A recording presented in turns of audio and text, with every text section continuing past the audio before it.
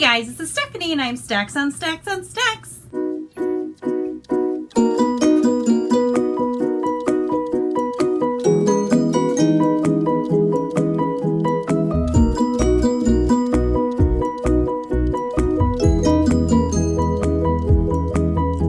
Today I'm coming to you with my June wrap up. My June was pretty busy. I had my camp for a week and I was sick for like 2 weeks. So I only read 5 books in the month of June, which I'm totally okay with because life. That's about it. So like last month, I'm going to talk about these in the order from the ones I like the least to the order of the ones I like the most, because I feel like I really do like talking about, like, getting excited about a book right before I wrap up. Yeah, I like that. So I'm going to do that again. So the book I like the least is Cure for the Common Universe by Christian McKay Haydicker. I don't really know. This was a book club pick and actually was one that I brought to the table. Wah, wah, wah. Basically, I gave this book 1 star. I didn't really elaborate on Goodreads whether there was like 1.2 or 1.7, but it's going to be closer to the 1 to 1.2 range. So basically, this is a book that is about a kid whose parents, father and stepmom, think that he plays too many video games and they send him to like a video game rehab place. And at this rehab place, the whole thing is set up as a giant video game, which I don't think is the right way to help people who have a video game addiction problem to rehab, by having this is all one big game and you earn all these points, and if you can earn this many points then you can be released. And of course he doesn't think he has a problem, and so he's really like playing the game and playing strategies and stuff like that, and they have teams and they have like physical things you need to be better at. But just because you're a nerd playing video games all day does not mean you're not physically fit. My husband CrossFits 6 days a week and he spends maybe an hour and a half to 2 hours on his computer playing League of Legends like every day. So just because you're, playing all the games doesn't mean that you're a fatty moo cow. But I didn't particularly like how they handled it. I thought the premise of it was a really good idea. I thought the premise of like this teenage boy who needs to go to video game rehab because he has a problem playing too many video games, like, I liked that. And then it just sucked. And there was zero conclusion at the end. And the journey was confusing and anticlimactic, and I just didn't like it. There's nothing I really liked about this book, and the writing wasn't good, and I will not read anything by this person again. I didn't like it. No. Gosh, it puts me in such a bad mood to talk so negatively about a book. So this one I liked a little bit better. This was also a book club pick, different book club, and it is The Strange Case of the Alchemist Daughter by Theodora Goss. And I gave this like a 3.2 stars-ish for the personal, and like a 3.5 technically. The writing was good.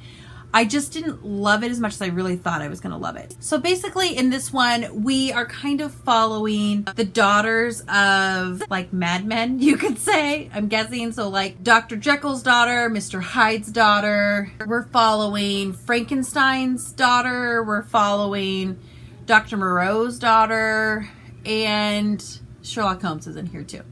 And it's basically they take all these daughters, these men who did crazy or questionable things, and they're all kind of working together to help solve a mystery. Now the characters all come in one by one as well. However, they're all also writing the book together. So every once in a while they fall out of the narrative of the book, and it'll read a little more like it's in a play. So it'll say like Diana, blah da da da da da, and it'll say Mary, blah da da da da da. So basically, I didn't love those parts because it really did pull me out of the story that was being told. And then sometimes they're having little dialogues back and forth, which are kind of cute. Probably better in a movie, to be honest. This would probably be a really good movie. But as a book, it didn't quite live up to what I wanted it to be. I did get the second one in the series, and I will probably read it at some point because I liked it. I just thought I was going to really like it, and I just mostly liked it. But it was good. If you do like books that are kind of retelling things like that, it might be something you enjoy. Coming in at a 4.0, I have Blood Rights by Jim Butcher, which is the 6th book.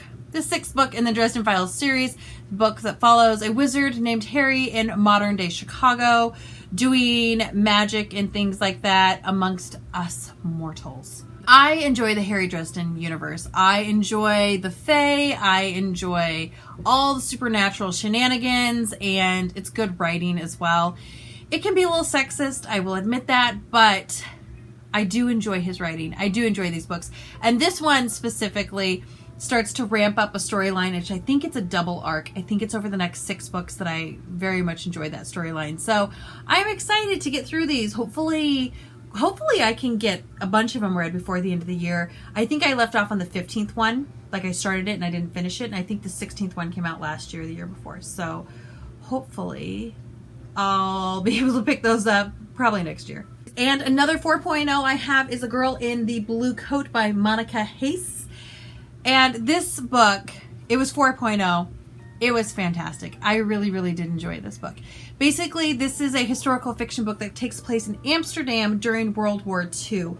And I always find World War II stuff very interesting, and I don't think I have read a book that is set in Amsterdam the whole time. So basically, we are dealing with a girl who kind of works for the black market, and she's the girl who can get you something. You're looking for something, she could probably get it for you. But everything is done on like the DL and in code and stuff like that, because there are German officers everywhere. And they could pull you aside and decide to talk to you about anything, and you can't do anything about it. So there's a lot of excitement in what she does, and she looks very unassuming, and she has a good cover and stuff like that. They go into more detail, and you learn more about her and her situation and how she has lost people. People that she loves have died already in this war, and she takes it very, very seriously. And then there is a person that wants her to find a girl in a blue coat, and that's how she identifies her. They can't find pictures of her because she's a Jew, and it wasn't safe to have pictures of the Jews because then they'd be easier to track. So they, destroyed all the pictures of themselves, and she's trying to find this girl so she can help this girl, and she's having a hard time tracking her down. And it's just the journey that she takes while she's doing this mission, and the people she comes across and the things that happen. And it is a very good book. I don't know. I love World War II fiction. Just pulls at my heart. And after I read this, I really needed to read something that was going to be upbeat and happier. And I wanted to pick up like a contemporary to kind of boost my spirits a little, but I didn't. I should have, but I didn't. Instead, I picked up Rebecca by Daphne du Maurier, and I gave this one as well 4.2 stars. This is a great book. This is considered a classic, even though I think it was written in the 1930s, and it takes place in the 1930s as well. This is a very interesting book. It's interesting and it's good. So basically in Rebecca, we are following a narrator whose name we don't know. We never know her name, ever. She's called Mrs. De Winter quite a bit, but that's it. We don't know her first name at all. But I think that's the point, not knowing the narrator's name. I think it's kind of one of the little things that they have about this book that makes you feel on edge, is that you never quite know who your narrator is. You know who she is, but you don't know who she is. Basically, at the beginning of the book, she meets a man who she doesn't really know all that well, but she knows that he owns this beautiful estate called Manderley. Now, she's heard of this estate, or I think maybe she'd been there before, something like that, but it's this beautiful estate on the French countryside. She kind of gets swept up into a bit of a romance with him, and at first she thinks he doesn't really like her, and then all of a sudden he's just enamored with her, and he's so easy to be around, and she likes him so much, and then they just get a really quick marriage. And then they go on their honeymoon, and everything's great, and they go back to the estate, and there is a housekeeper called Mrs. Danvers. Now, she knows at this point that he was married before to a woman named Rebecca. She doesn't know the details of what happened. She knows that Rebecca died, and she knows that it wasn't all that long ago, so she kind of knows in the back of her head she's kind of a rebound. But at the same time, she's like, no, I really love him, and it's really, really good. And I'm like, okay, I guess. Now, here's the thing. She's a very malleable person. She's very obedient. And if he were to say, we're not going to go there, she'd be like, okay, we're going to go here. Okay. And she just kind of goes with the flow of whatever.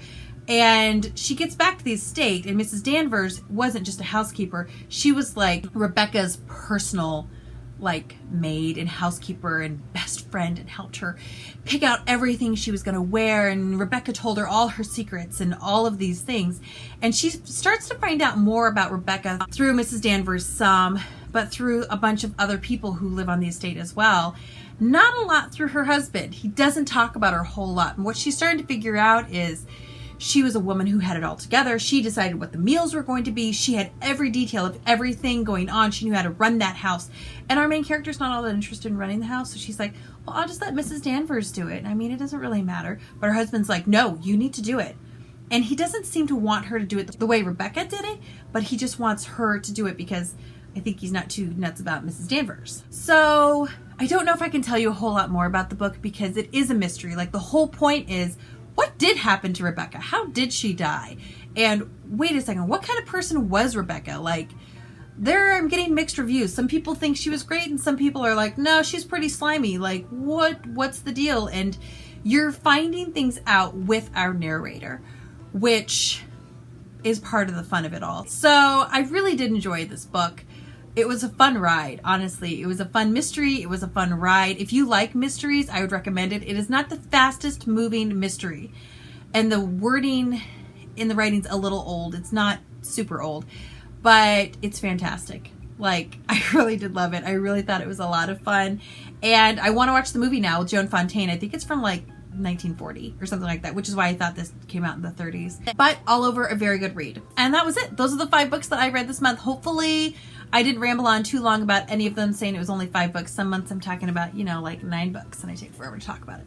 So I hope you enjoyed my quick review and my thoughts on the books that I read in the month of June. If you have read any of these, by all means, please comment down below because I would love to hear your thoughts and opinions on these books. Otherwise, go ahead and comment down below with the oldest book that you have read so far this year.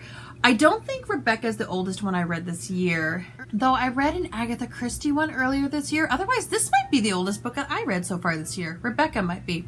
Comment down below. Oldest book that you have read so far this year. Feel free to like and subscribe, and feel free to have yourself a fantastic day. Goodbye!